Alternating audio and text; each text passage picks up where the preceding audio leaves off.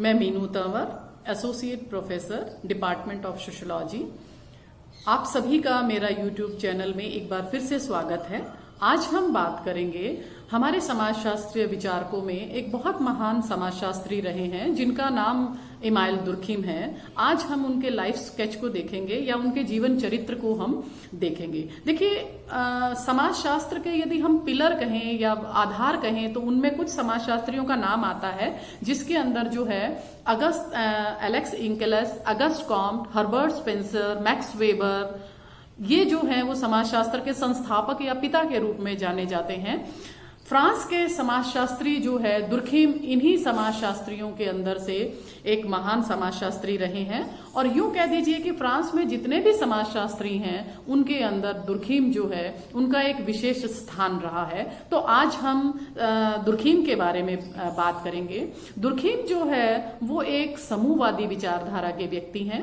वो हमेशा घटनाओं का जो अध्ययन है वो वैज्ञानिक तरीके से करते हैं और इस कारण वो अगस्ट कॉम्ट को अपना गुरु मानते हैं, क्योंकि गुरु ने प्रत्यक्षवाद की अवधारणा, अगस्ट कॉम्ट ने प्रत्यक्षवाद की अवधारणा दी थी और दुर्खिम का जो है इन पर बहुत अधिक प्रभाव पड़ा था। और इस कारण जो है दुर्खिम अगस्ट कॉम्ट से बहुत प्रभावित थे और उनके वैज्ञानिक अध्ययन के कारण वो जो है अपने अध्ययनों में या उनकी रचनाओं में हमें सामाजिक घटनाओं के वैज्ञानिक अध्ययन की जो है झलक दिखलाई देती है।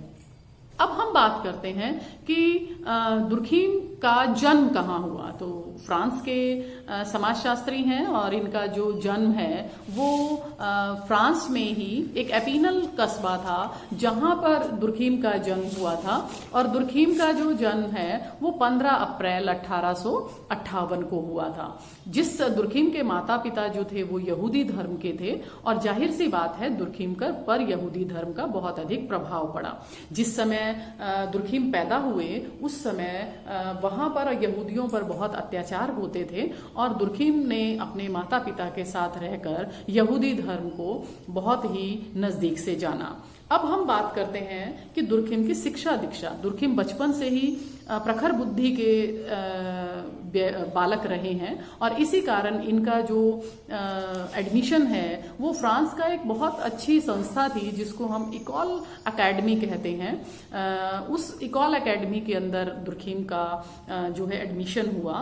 दुर्खिम ने वहां पर पढ़ाई करी। हालांकि दुर्खिम क्योंकि एक विज्ञानवादी विचारधारा के व्यक्ति थे और वहां पर नीति शास्त्र और तर्क शास्त्र, दर्शन शास्त्र, इनका अधिक अध्ययन किया जाता था। तो दुर्खिम वहां की पढ़ाई से या वहां के सिस्टम से जो है इतने ज्यादा फेमिलियर नहीं थे और वहां पर उनको इतना जो है वहां के इस संस्था की जो अवधारणा थी उसके जो पाठ्यक्रम थे वो दुर्खिम की रुचि के अनुकूल नहीं थे।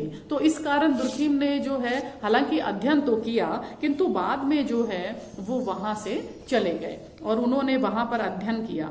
इसके साथ साथ दुर्खिम बचपन से ही जो है वो मेधावी बालक रहे हैं और गंभीर और चिंतनशील व्यक्ति रहे हैं।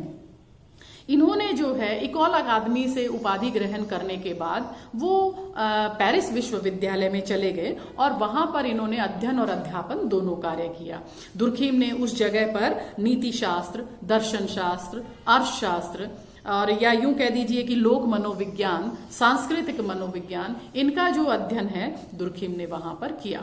सन 1887 के अंदर जो है दुर्खिम ने एक बॉर्डिक्स यूनिवर्सिटी है वहां पर आपका सिलेक्शन जो है वो एक शिक्षक के रूप में हो गया। आपने वहां पर अध्यापन का कार्य भी किया और साथ साथ जो है आपने वहां पर सन 1893 के अंदर समाज में श्रम विभाजन विषय पर अपनी पीएचडी की उपाधि भी धारण की। इसके साथ साथ जो है आपका कई पत्र पत्रिकाओं में आपने संपादन का भी कार्य किया और यहाँ रहते हुए आपने धर्म का भी बहुत गहनता से अध्ययन किया और धर्म के प्रारंभिक स्वरूपों के ऊपर आपने बहुत गहराई से अध्ययन किया। अब हम बात करते हैं कि दुर्खिम पर किन किन विचारकों का प्रभाव पड़ा। तो सबसे पहला जो यदि हम दुर्खिम के राजनीतिक विचार देखते हैं तो वो जो है एक राजनीतिक विचारक रहे हैं मॉन्टेस्क्यू। उनका जो है उन पर प्रभाव पड़ा। सबसे ज्यादा प्रभाव दुर्खिम के ऊपर पड़ा वो अगस्ट कॉम्ट का पड़ा और उन्होंने प्रत्यक्षवाद का अवधारणा उनसे ही ली और घटनाओं का निरीक्षण, परीक्षण करके जब एक तर्क या सिद्धांत बनाया जाता है, ये वाली अवधारणा जो है दुर्खिम ने अगस्ट कॉम्ट से ली। इसके साथ दुर्खिम जो है वो समूहवादी विचारधारा के व्यक्ति रहे हैं। इसके साथ साथ उन्होंने एक गैब्रिएल टार्डे नाम के विद्वान हुए हैं, उनसे उन्होंने अनुकरण की अवधारणा विकसित की।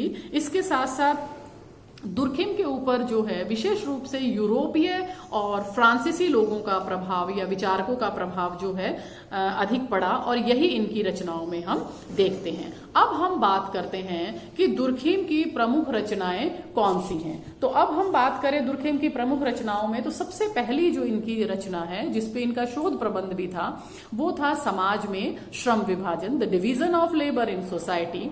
एक इनकी रचना है समाजशास्त्रीय पद्धति के नियम, the rules of sociological method. एक इनकी रचना है आत्महत्या का सिद्धांत, जिसको हम द सुसाइड के नाम से जानते हैं, जो 1897 में प्रकाशित हुई। इसके साथ साथ the elementary forms of religious life, या धर्म के प्रारंभिक स्वरूप, ये इनकी एक और रचना है।